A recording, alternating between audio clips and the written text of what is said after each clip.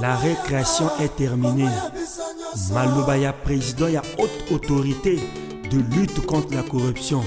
Cette mission de la haute autorité de lutte contre la corruption dans le sud du Congo a commencé par Kinkala, chef-lieu du département du Pôle. À cette occasion, la haute autorité de lutte contre la corruption ALC a choisi notre localité. Je ne peux terminer mon propos sans vous souhaiter un bon séjour de travail dans la commune de Kinkala.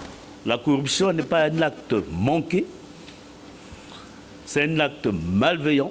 Qu'entendons-nous par procédure de saisine? Comment saisir la ALC? Qui peut saisir la ALC?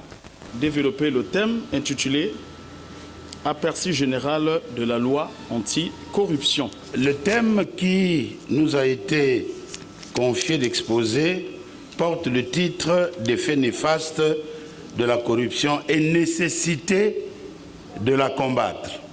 Est-ce qu'il n'est pas possible, Monsieur le Président, de nous donner des moyens, question de conscientiser cette jeunesse dans les écoles? Peut-on réellement dire non à la corruption dans notre pays quand nous savons très bien que nous sommes soumis à beaucoup d'influences? Je dis ceci, l'émergence du Congo, nous ne devons pas aller la négocier ailleurs qu'avec nos propres cœurs. Nous remercions sincèrement le président de la haute autorité de lutte contre la corruption de nous avoir associés à cette activité de bonne gouvernance si chère au président de la République. Nous devons tous, gouvernement, entreprises, sociétés civiles et autres parties prenantes, réaffirmer notre détermination à travailler. Il y a des vieux qui nous ont dit que si tu ne donnes pas, tu vas toujours rester au premier échelon jusqu'à ta mort. Nous, jeunesse de Madingo, nous souffrons beaucoup du conflit d'intérêts et du trafic d'influence des autorités. Notre bref séjour dans la Bouenza a suffi pour avoir la confirmation des informations que nous avions eues en amont sur les soupçons de corruption qui pèsent dans le département. Nous nous retrouvons ici en face de la société civile pour un échange interactif. Nous avons eu l'occasion d'être en face du président de cette institution qui n'est pas la moindre de notre pays, que nous puissions présenter toutes nos préoccupations. On va aussi à l'hôpital, c'est la même chose. On va à la police, c'est la même chose. On va à la gendarmerie, c'est pire. Dans ces conditions, on va se fier auprès de qui? Des élèves sont menacés pour leur question de passage.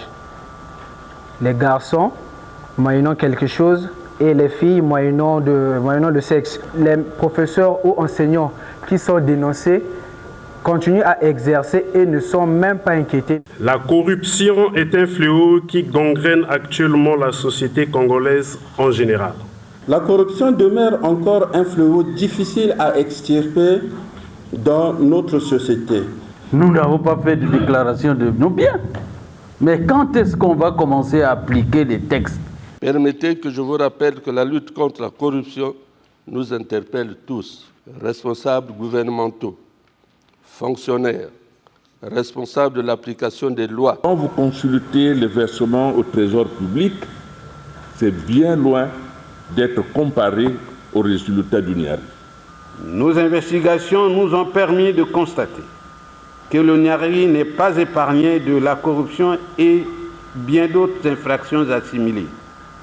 La chute libre et prolongée des recettes de l'État au niveau des services des douanes, des impôts et bien d'autres. Les mini-recettes ici et là prennent-elles le chemin du trésor? La haute autorité le saura dans les jours qui suivent. Comme on peut l'imaginer, ces antivaleurs ont pour dénomination corruption, concussion, détournement des fonds, ethnocentrisme, népotisme et j'en passe. Nous remercions le président de la haute autorité de lutte contre la corruption de nous associer à cette question de bonne gouvernance si chère au président de la République. Moi, je n'ai pas mon passeport et on m'a proposé de donner 100 000 pour avoir mon passeport en moins d'une semaine. Je voulais que vous soyez notre intermédiaire vis-à-vis du gouvernement. Parce que ce que nous constatons, c'est que cet état de choses, quelquefois, est favorisé par l'État en termes généraux.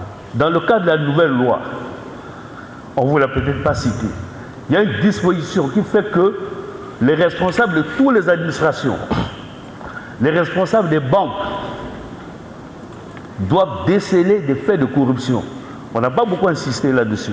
Nous croyons que le peu d'efforts que nous avons fait pour vous parler, pour vous sensibiliser, fera en sorte que, en sortant d'ici, vous soyez tous des corruptophobes et que vous commenciez à lutter contre la corruption. Nous avions commencé cette activité à Kikala dans le département du Poul.